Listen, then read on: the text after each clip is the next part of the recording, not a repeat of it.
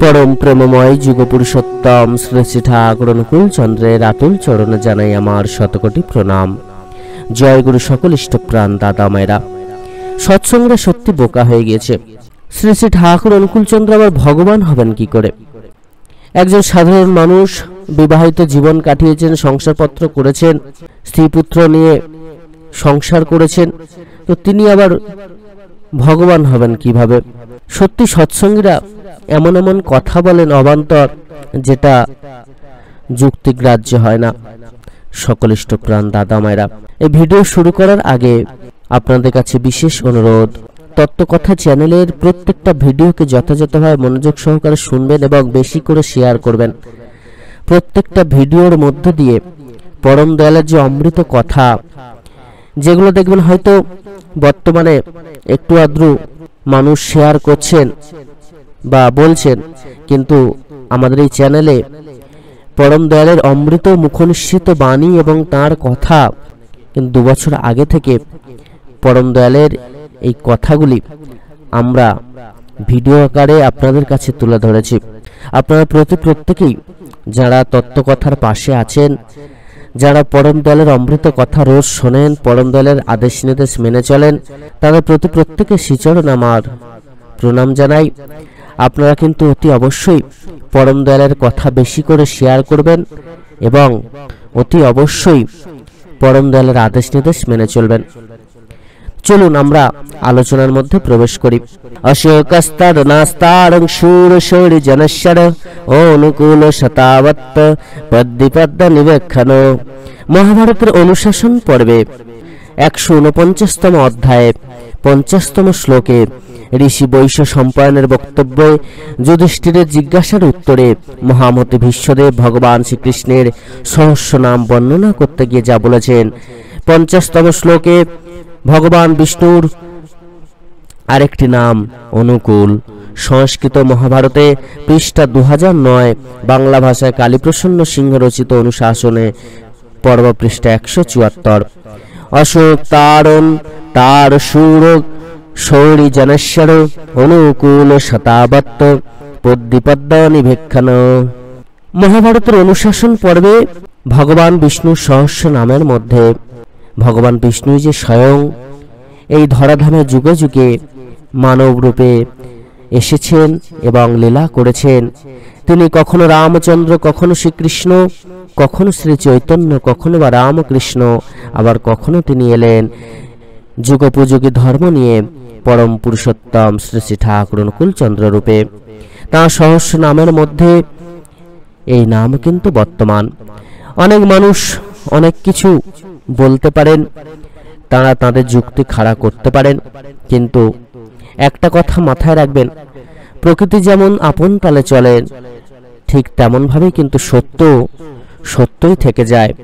আমরা নিজেরা নিজেদের মধ্যে কামড়াকামড়ি হয়তো করি, কিন্তু সত্য কখনো মিথ্যা হয় না। আর তাদের লীলা বোঝার মতো ক্ষমতা আমাদেরকে আগে তৈরি করতে হয়, তবে তো আমরা ভগবানকে বুঝতে পারবো, জানতে পারবো।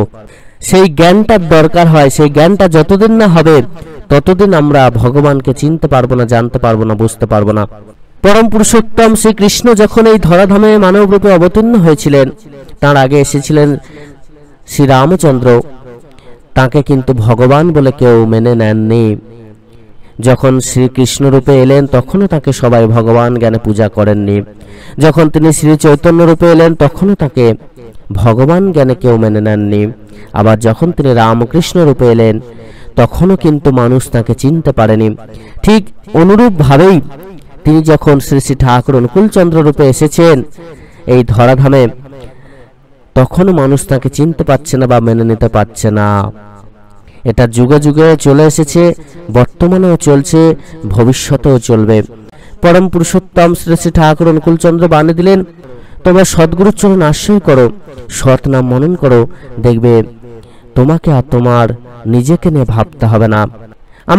আমাদেরকে সদ্গুরুর চরণ আশ্রয় করে সৎ নাম মনন করতে হবে, তাহলেই সমস্ত কিছু লাভ সম্ভব হবে। আবার তিনি বলছেন যে এই যুগে আমরা সদ্গুরুর চরণ আশ্রয় করেছি, পরবর্তীতে তিনি যখন আবার আসবেন তখন কিন্তু তাকে ধরতে হবে। এটা কিন্তু তিনি বলছেন, অর্থাৎ যুগোপযোগী যখন যেমন ধর্মের প্রয়োজন হয় তখন তেনারা সেইভাবে কিন্তু ধর্মকে প্রচার করেন, যাতে মানুষ সেটা সহজে নিতে পারে। আজকে দেখুন, আজকে যদি বলা যায় আগেকার দিনে যেমন মুনি ঋষিরা লক্ষ লক্ষ বছর ধরে তপস্যা করে ভগবানকে লাভ করতেন, বর্তমান যুগের মানুষকে যদি বলা যায় লক্ষ লক্ষ বছর তপস্যা করতে হবে, তেনারা কি পারবেন? পারবেন না।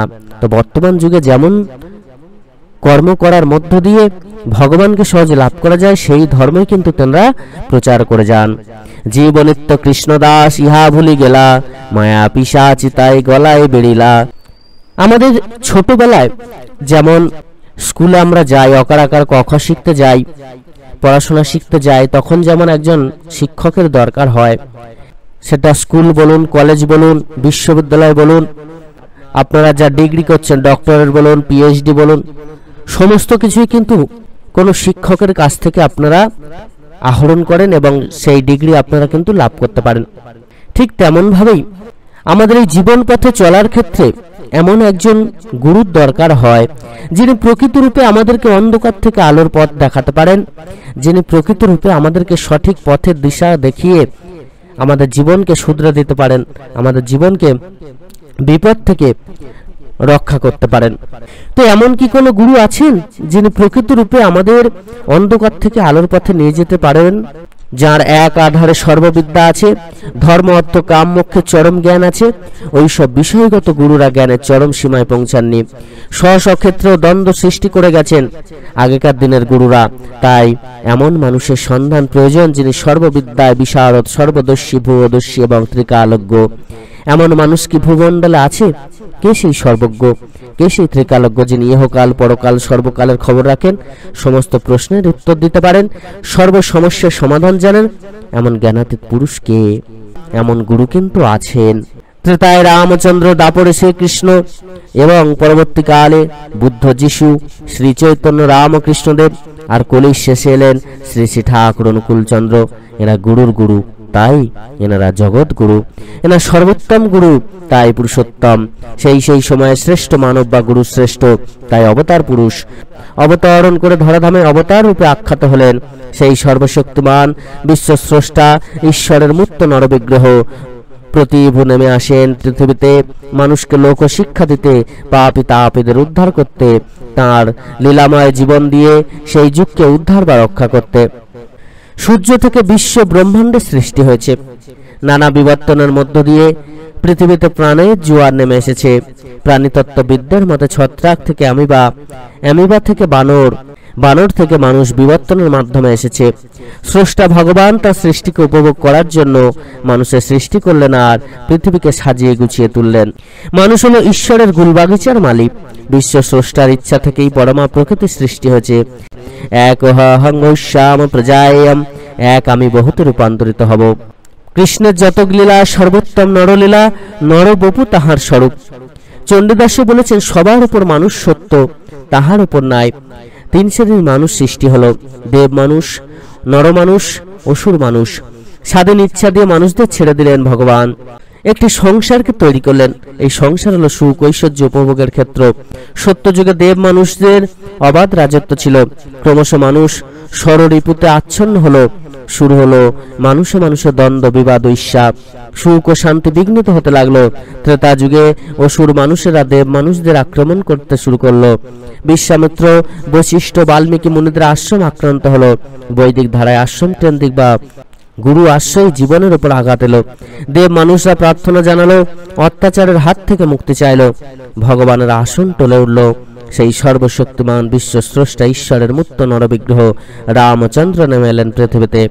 রামচন্দ্র অনার্য রাক্ষসদের অত্যাচার রোধ করলেন, অত্যাচারী কামুক রাবণকে বধ করলেন, পাষাণী উদ্ধার করলেন, পরশুরামের অহংকার চূর্ণ করলেন, তারকা রাক্ষসী অনাচারী বানররাজ বালি বধ করলেন, সত্য সনাতন ধর্ম প্রতিষ্ঠা করলেন, অধর্মের বিরুদ্ধে লড়াই করে আদর্শ রাজস্ব প্রতিষ্ঠা করলেন, প্রজার প্রতি রাজার কর্তব্য দেখালেন, প্রজা অনুরক্ত লোকপালে রামচন্দ্র রাম রাজত্ব প্রতিষ্ঠা করলেন।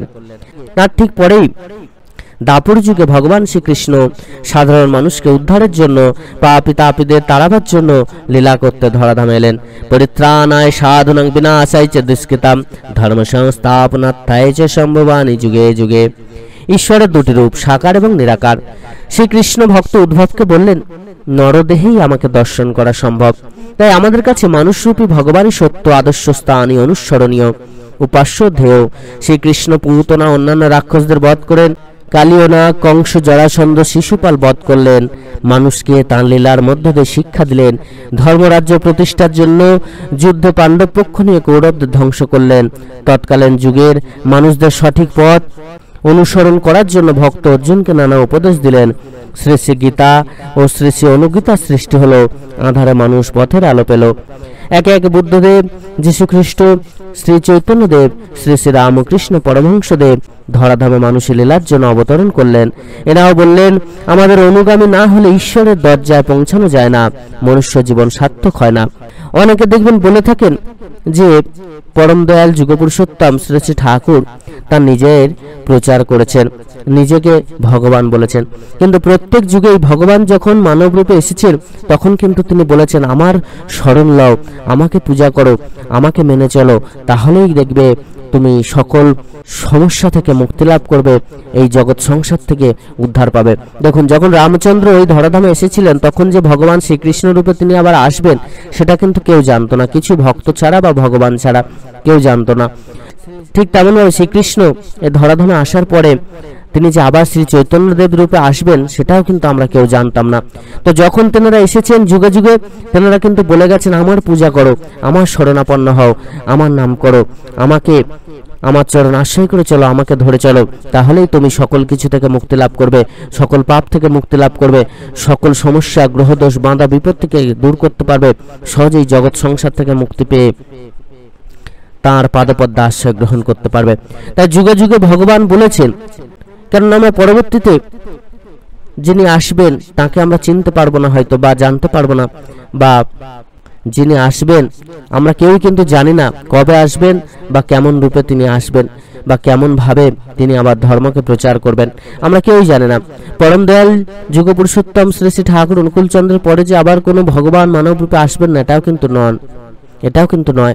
তাই আমাদেরকে যুগোপযোগী ভাবে চলতে হবে, তাদের দেখানো পথকে অনুসরণ করে চলতে হবে। আর তেনারা এই যে বলা হচ্ছে পরম দয়াল যুগপুরুষোত্তম শ্রী শ্রী ঠাকুর অনুকূলচন্দ্র নিজেকে প্রচার করেছেন, তা কিন্তু নয়। যুগে যুগে যখনই ভগবান এসেছেন তখনই তারা নিজেদেরকে প্রচার করেছেন, তখন নিজেদেরকে তারা মানুষের কাছে পৌঁছে দেওয়ার চেষ্টা করেছেন এবং তাঁর চরণ আশ্রয় করে এই জগৎ সংসার থেকে চিরমুক্তি যে লাভ করা যায় সেই বিধান কিন্তু দিয়েছেন। শ্রী চৈতন্যদেব বলেছেন, সে বিগ্রহে যে না মানে, নিরাকার মানে, তারা তিরস্কার করিবারে কইল নির্ধারণে। রামকৃষ্ণদেব বললেন, সাধারণ ভক্তের কাছে তিনি নিত্য সাকার। বুদ্ধদেব একেশ্বরবাদী, নানা দেবদেবের পূজার নিন্দা করলেন।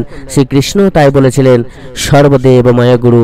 তিনি অর্জুনকে বলেছেন, যে যত দেবদেবের পূজা করে না কেন প্রক্ষান্তরে আমারই পূজা করে, তবে পুণ্যফল পায় না। অর্থাৎ এই যুগে গুরুচরণ আশ্রয় ছাড়া কিন্তু ভগবানের পূজা সম্পন্ন হবে না।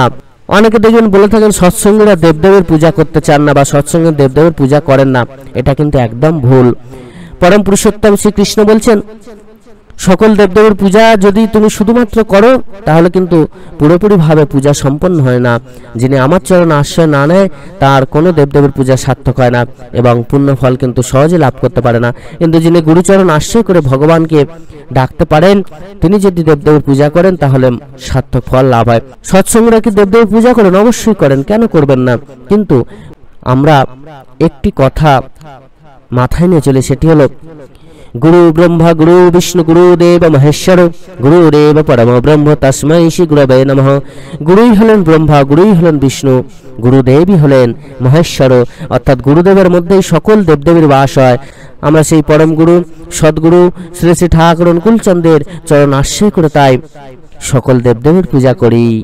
তাকে পূজা করা, তাকে সন্তুষ্ট করা মানেই হলো সকল দেবদেবীকে পূজা করা।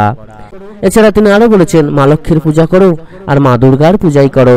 তাঁর গুণকে নিজের আগে চরিত্রগত করো। মা লক্ষ্মীর পূজা করার আগে লক্ষ্মী স্বরূপিণী হয়ে উঠতে হবে, তবেই মা লক্ষ্মীর পূজা করার যোগ্যতা আমরা অর্জন করতে পারবো।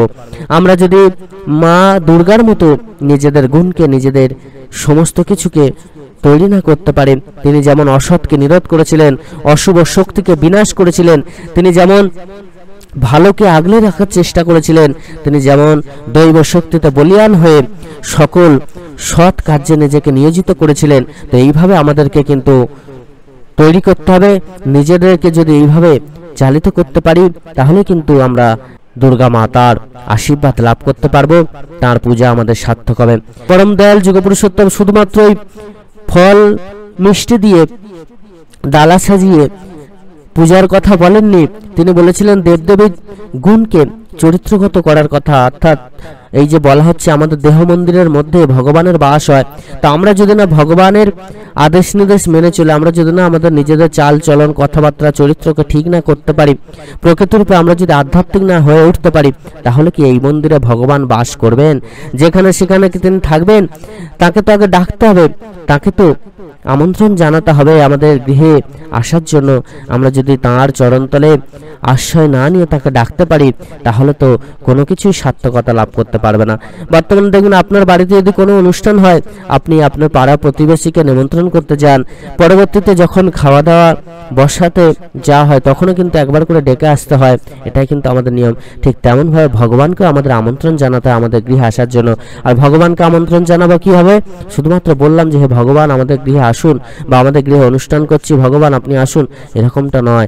ভগবানকে আমন্ত্রণ জানানো মানে তার বলা প্রত্যেকটা বিধিবিধানকে মেনে চলা, তার কর্ম করে চলা, তারপর তার কাছে তার শ্রীচরণ প্রার্থনা জানানো, হে দয়াল আপনি যাতে দয়া করে আমাদের গৃহে আসেন এবং আপনার আশীর্বাদ প্রদান করেন, সেই প্রার্থনা করি। দয়াল আপনি দয়া করে আসুন এবং আমাদেরকে উদ্ধার করুন। আপনার শ্রীচরণে আমার এই সমস্ত মনকে আমি উৎসর্গ করলাম, আপনার শ্রীচরণ আমাদের। তো এইভাবে যদি আপনি প্রার্থনা করতে পারেন তাহলে কিন্তু আপনার ডাকে তিনি সাড়া দেবেন। তবে তার আগে আপনাকে তার মানুষ হয়ে উঠতে হবে, তাঁর বলা কথাগুলো তাঁর বলা কর্মগুলো যথাযথভাবে মেনে চলতে হবে, তবেই কিন্তু প্রকৃতরূপে আমরা তাঁকে লাভ করতে পারবো।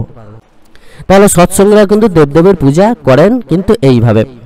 ভগবান শ্রীকৃষ্ণ বলছেন যে যেভাবেই আমার ভজন করে আমি তাকে সেইভাবেই অনুগ্রহ করি, তাদের প্রার্থিত ফল অস্থায়ী। যে আমার ভজনা করে মদ জাহাজি মদগুরু হয়, তার ইহকাল পরকাল বিনষ্ট হয় না, সর্বকর্ম সফল হয়।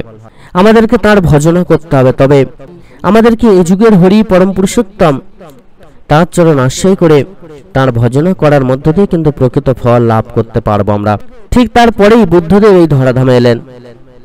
তিনি বলেছেন জন্ম হলেই জরা মৃত্যু হবে, কামনা থেকেই মানুষের জন্ম। ভোগ দ্বারা কামনা বাসনা দূর হয় না, ত্যাগ ও সংযম দ্বারা নিবৃত্ত করা যায়। তাই অষ্টমার্গ বা ধর্মনীতি ঘোষণা করলেন। সৎ শ্রদ্ধা, সৎ সংকল্প, সৎ বাক্য, সৎ অনুষ্ঠান, সৎ জীবনযাপন, সৎ উদ্যম, সৎ চিন্তা এবং সৎ সমাধি। বৌদ্ধদের ত্রিশরণ মন্ত্র হল বুদ্ধং শরণং গচ্ছামি, ধর্মং শরণং গচ্ছামি, সংঘং শরণং গচ্ছামি। তিনি পুনরায় জন্মগ্রহণের কথা বলে গেলেন। এর ঠিক পরেই 25শে ডিসেম্বর বেথেলহেম নগরে যীশুখ্রিস্ট জন্মগ্রহণ করলেন। পাপীদের উদ্ধার করতে তিনি মৃত্যুবরণ করলেন। তার অমৃত স্পর্শে মেরি ম্যাগডালিন, জন পল দেবদেবীতে পরিণত হলো। এখানে আর একটি প্রশ্ন অনেকে করে থাকেন, অদ্ভুত প্রশ্ন। পরম পুরুষোত্তম শ্রী শ্রী ঠাকুর অনুকূলচন্দ্র যদি ভগবান হবেন, তাহলে তাঁর রোগ শোক হতো কেন? তিনি কেন নিজেকে রক্ষা করতে পারেননি? তিনি মৃত্যুবরণ করেছিলেন কেন? যুগে যুগে যখনই ভগবান মানব রূপে এসেছেন তখনই কিন্তু তেনারা মৃত্যুবরণ করেছিলেন এবং রোগ শোক জরা ব্যাধি সমস্তটাই গ্রহণ করেছিলেন। রামকৃষ্ণদেব বলতেন ভগবানকে চেনা এত সহজ কথা রে। ভগবান যখন মানব রূপে ধরাধামে অবতীর্ণ হন তখন তিনি পুরো মানুষের মতোই হয়ে আসেন। সেই একই রকম রোগ শোক জরা মৃত্যু সমস্তটাই তেনারা গ্রহণ করেন। রামকৃষ্ণদেব কিন্তু ক্যান্সারে আক্রান্ত হয়ে মারা গিয়েছিলেন। ঠিক তেমনভাবে শ্রী রামচন্দ্র দেহত্যাগ করেছিলেন, শ্রীকৃষ্ণ কিন্তু বেদের হাতে দেহত্যাগ করেছিলেন। আবার শ্রী চৈতন্যদেবও কিভাবে দেহ রেখেছিলেন কেউ কিন্তু আজও সেটি স্পষ্টরূপে বলতে পারেন না। ঠিক তেমনভাবে দেখুন যীশু খ্রিস্টের বেলায় তাকে ক্রুশবিদ্ধ করে মারা হয়েছিল। শ্রী চৈতন্যদেব যখন এই ধরাধামে অবতীর্ণ হয়েছিলেন তাকেও কিন্তু অনেক অত্যাচার করা হয়েছিল। শ্রী রামকৃষ্ণদেবকে পাগল বলে আখ্যাত করা হয়েছিল। তাই যুগে যুগে কিন্তু এবং রামকৃষ্ণদেব ক্যান্সারে আক্রান্ত হয়ে কিন্তু মারা গিয়েছিলেন। তো যখনই তেনারা মানব রূপে আসেন ঠিক একই রকম মানুষের মতো রোগ শোক জ্বালা যন্ত্রণা দুঃখ কষ্ট সমস্তটাই কিন্তু তারা লাভ করেন এবং সেটাকে বহন করে চলেন। কেন করেন? তেনারা তো ভগবান, তাহলে ম্যাজিক বলেই তো এটা সমস্ত কিছুকে ঠিক করতে পারতেন, কিন্তু না, ম্যাজিক করলে তো আর মানুষ প্রকৃত রূপে সেই পথ অবলম্বন করতে পারবে না। তেনারা এর মধ্যে দিয়ে কি শিক্ষা দিয়েছেন, যে এইভাবে চলে সংসারের মধ্যে থেকে বা সংসারের বাইরে থেকে এত দুঃখ কষ্ট জ্বালা যন্ত্রণা ভোগ করেও যখন মানুষ আপনাকে একা ফেলে যাবে, যখন মানুষ আপনাকে চিনতে পারবে না, বুঝতে পারবে না বা বোঝার চেষ্টা করবে না, চেনার চেষ্টা করবে না, নিজেরা রোগ শোক জড়াব্যাধি গ্রহণ করেও যে সাধন পথে থাকা যায়, রোগ শোক জড়াব্যাধি গ্রহণ করেও যে ভগবানকে ডাকা যায়, রোগ শোক জড়াব্যাধি গ্রহণ করেও যে সঠিক পথ অবলম্বন করে ঈশ্বর প্রাপ্তি করা যায়, সেটাকে কিন্তু তেনারা নিজেরা রোগ ধারণ করে আমাদেরকে শিক্ষা দিয়েছেন। আমরা যদি এই যে আমরা সংসার করছি, সংসারের মধ্যে মানুষ জ্বালা যন্ত্রণা ভোগ করছে, রোগ শোকে ভুগছেন, তারপরেও যে ভগবানকে ডাকতে হবে যতই আমরা কষ্ট পাই না কেন, সেইটা কিন্তু তেনারা বোঝানোর জন্য নিজেরা রোগ শোক জ্বালা যন্ত্রণা সমস্ত কিছু ভোগ করে ভগবানকে ডাকতেন এবং মানুষকে বোঝানোর জন্য তেনারা কিন্তু এই কর্মটা করতেন। তাই তো তেনারা যখন মানব রূপে আসেন তখন আমরা তাকে চিনতে পারি না। আজকে 5000 বছর আগে ভগবান শ্রীকৃষ্ণ ধরাধামে এসেছিলেন, তাঁর পূজা আর্চা সম্পন্ন হচ্ছে মহা ধুমধামের সঙ্গে। 700 বছর আগে শ্রী চৈতন্যদেব এই ধরাধামে অবতীর্ণ হয়েছিলেন। আজকে তাঁর পূজা কিন্তু তাঁর আদেশ নির্দেশ মেনে হরিনাম সংকীর্তন মহা সমারোহের সাথে পালিত হচ্ছে। চারিদিকে মন্দির তৈরি হচ্ছে, চারিদিকে মন্দির তৈরি হচ্ছে, মঠ তৈরি হচ্ছে, কিন্তু মানুষের মনের বিকার আর পরিবর্তন হচ্ছে না। মানুষ মানুষের মতো মানুষ হয়ে উঠতে পারছে না। এইখানেই বড় প্রশ্ন, এত কিছু হওয়ার পরেও কেন মানুষ মানুষের মতো মানুষ হতে পারছে না। যীশু খ্রিস্ট পৃথিবীতে লক্ষ লক্ষ মানুষ কিন্তু উদ্ধার করেছিলেন। তিনি ঘোষণা করলেন, আমিই সত্য, আমিই আলো, আমিই পথ, আমার ভেতর দিয়ে ছাড়া এই পরম পিতার নিকট কেউ পৌঁছবে না। অর্থাৎ সেই একেশ্বরবাদের কথা শুধুমাত্র যুগ পুরুষোত্তম শ্রী শ্রী ঠাকুর অনুকূলচন্দ্র যে বলেছেন সেটা কিন্তু নয়, যুগে যুগে যিনি এসেছেন তিনি এই একই কথা বলেছেন। এর ঠিক পরেই শ্রী চৈতন্যদেব 1485 খ্রিস্টাব্দে দোল পূর্ণিমায় নবদ্বীপে জন্ম নিলেন। হিন্দু মুসলমানদের বিরোধ, উচ্চ নিচ জাতিভেদ তিনি দূর করলেন। হিন্দু ধর্ম ও সৎ সাহিত্যের তিনি পুনর্জীবন দিলেন। তিনি সকল মানুষদের উদ্দেশ্যে প্রেম বিলালেন এবং হরিনাম সংকীর্তন প্রচার করলেন, যার মধ্য দিয়ে মানুষ শান্তি লাভ করলো, মানুষ মুক্তি লাভ করলো।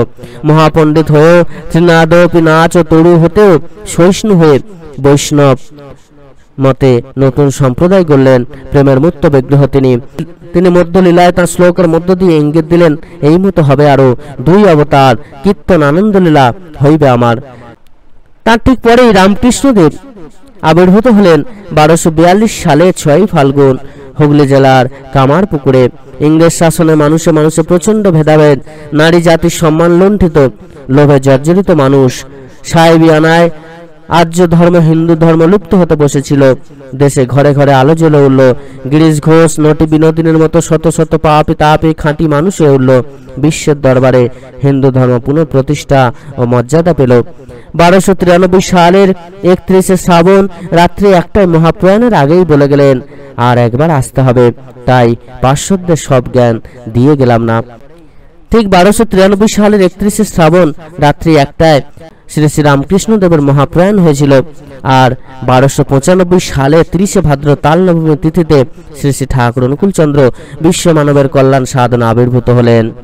রামকৃষ্ণদেব মারা যাওয়ার ঠিক 2 বছর পরেই কিন্তু শ্রী শ্রী ঠাকুর অনুকূলচন্দ্র রূপে তিনি আবার এলেন। রামচন্দ্র শ্রীকৃষ্ণের মতো তিনি অসি যুদ্ধে অবতীর্ণ হলেন না। বুদ্ধ যিশু শ্রী চৈতন্যের মতো সংসার ছেড়ে বৈরাগী হলেন না। শ্রী চৈতন্য রামকৃষ্ণদেবের মতো সংকীর্তনকে কেন্দ্র করে মানুষের মনোজগতের চিকিৎসায় তিনি আত্মনিয়োগ করলেন। এ যুগে মানুষ ষড়রিপুর দাস, রিপু ঠিক থাকলে সে সুস্থ স্বাস্থ্য থাকবে।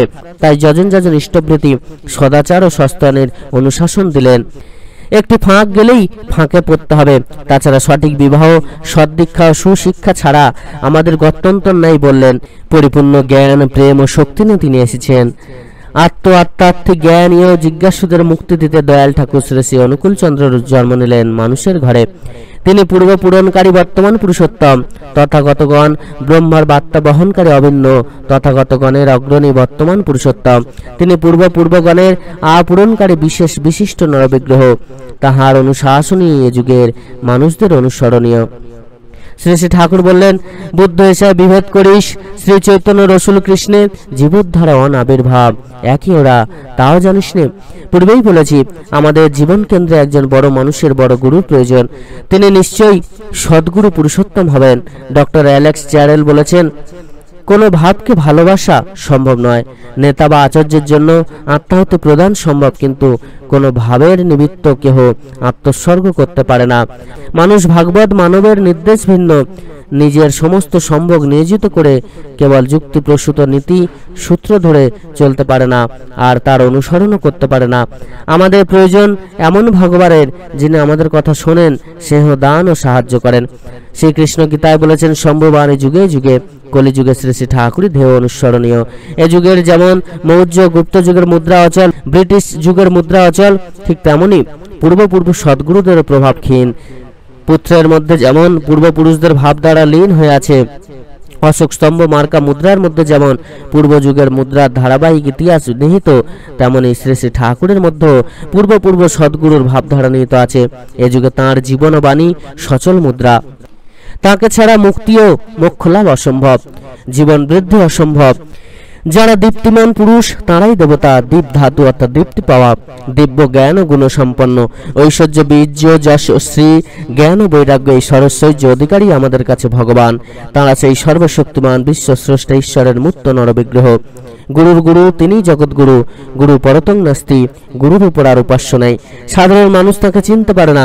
সেই ক্ষুধা তৃষ্ণা রোগ শোক জরা মৃত্যু ঠিক মানুষের মতো, বলেছেন রামকৃষ্ণদেব। প্রাচীনকালে আর্য ঋষিদের যুগে উপসম্পদা এবং বৌদ্ধ যুগে প্রবজ্জা সাবিত্রী দীক্ষার পর শিক্ষা শুরু হতো। ঋষির তপবন বৌদ্ধ মঠ ছিল ব্রহ্মবিদ্যার কেন্দ্রভূমি। গুরু সার্টিফিকেট ছাড়া সংসার জীবনে প্রবেশের অধিকার ছিল না। প্রত্যেকটি ছাত্র স্ব বর্ণ বৈশিষ্ট্য আনুপাতিক কর্মে দক্ষ হয়ে গৃহস্থাশ্রম জীবিকা নির্বাহ করত। রাজারাও সেই ঋষি বা গুরুর আদেশ অনুশাসন মেনে চলতেন। মানুষ ভগবানের ওপর ইষ্ট বুদ্ধি ঠিক হলে, তাঁর নরলীলায় বিশ্বাস হলে পূর্ণ জ্ঞান হয়। শ্রীকৃষ্ণ উদ্ভবকে বলেছেন, নরদেহী আমাকে দর্শন করা সম্ভব। আমার ধর্ম লাভ করে আনন্দময় পরমাত্মা স্বরূপ আমাকে লাভ করা যায়। তবে মূঢ় ব্যক্তিগণ আমার মানসিক অনুদর্শন করে আমার ভিতর যে ভূত মহেশ্বর ভাব রয়েছে তা তারা বুঝতে পারেন না। শ্রী শ্রী ঠাকুর বলেন, ধর্ম এক ও অভিন্ন। শ্রী শ্রী ঠাকুর বললেন, ঈশ্বর এক, ধর্মও এক, আর প্রেরিত পুরুষগণ সেই একই বার্তাবাহী। হিন্দু মুসলমান খ্রিস্টান এগুলি ধর্ম নয়, এগুলি এক একটা মত। জীবন বৃদ্ধিই ধর্ম। যে যথামাং প্রপদ্যন্তে তাং স্তৈতব ভজামহম, যে যেমন ভাবে ভজে তার আমি তেমন। শাক্তের কাছে শক্তি, বৈষ্ণবের কাছে বিষ্ণু। অধ্যাপক হরাত ধর্মনিষ্ঠ ইহুদি, ইসরায়েল দেশে জন্ম, সন্ন্যাসী চরিত্র এই মানুষটি বিখ্যাত জ্যোতিষী ও ভবিষ্যৎ বক্তা। তিনি ভবিষ্যৎবাণী করেছেন, এমন একজন দিব্য পুরুষের জন্ম হয়েছে ভারতবর্ষে, যিনি 1971 সাল পর্যন্ত কোনো প্রকার আধ্যাত্মিক বিপ্লব না ঘটিয়ে ভিতরে ভিতরে মানুষের কাছে পূজিত হয়ে উঠবেন।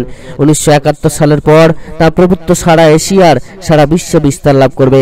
তার বিচার এমন মানবতাবাদী ও দূরদর্শী হবে যে সারা বিশ্ব তাঁর কথা শুনতে ও জানতে বাধ্য হবে।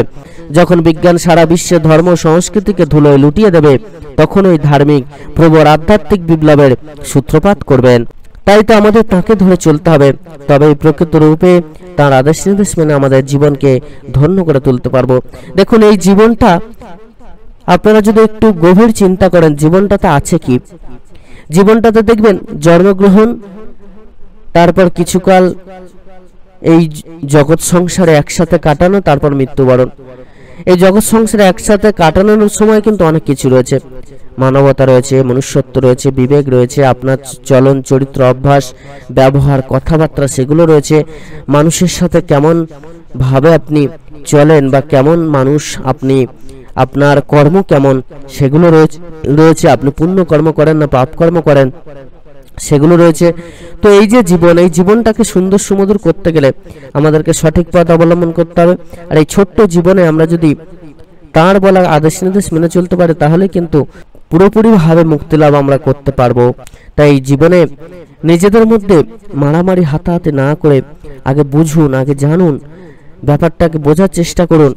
মানুষ যদি না মানুষের মতো মানুষ হতে পারে, ধর্ম বিজ্ঞান কোনো কিছুই কিছু করতে পারবে না, ভগবানও কিছু করতে পারবে না। তাই তো পরম পুরুষোত্তম শ্রী শ্রী ঠাকুর অনুকূলচন্দ্র আগে মানুষ হওয়ার শিক্ষা দিয়েছেন। তিনি বলেছেন, আগে মানুষ হও, তবে তো তোমার ধর্মরাজ্যে ঢোকবার অধিকার জন্মাবে। মানুষ যদি না আমরা হতে পারি, আমরা যদি না প্রকৃত রূপে তার আদেশ নির্দেশ মেনে চলতে পারি, প্রকৃত রূপে তার ভক্ত হয়ে না উঠতে পারি, তাহলে কিন্তু আমরা মানুষ হলাম না। আর মানুষ না হলে আমরা প্রকৃত রূপে এই জগৎ সংসারে থাকা আমাদের বৃথা হয়ে গেল, আমরা ভগবানকে লাভ করতে পারলাম না। আমরা অনেক সাধনার মধ্য দিয়ে, অনেক কষ্ট করে তবে কিন্তু মানব জন্ম লাভ করেছে। এই মানব জন্মকে আর হেলায় ফেলায় নষ্ট করে জীবনকে ধ্বংস করে দেবেন না। অতি অবশ্যই পরম পুরুষোত্তমের আদেশ নির্দেশ মেনে জীবন পথে এগিয়ে চলুন, দেখবেন আপনার সকল দিক থেকে উন্নতি সাধিত হবেই হবে।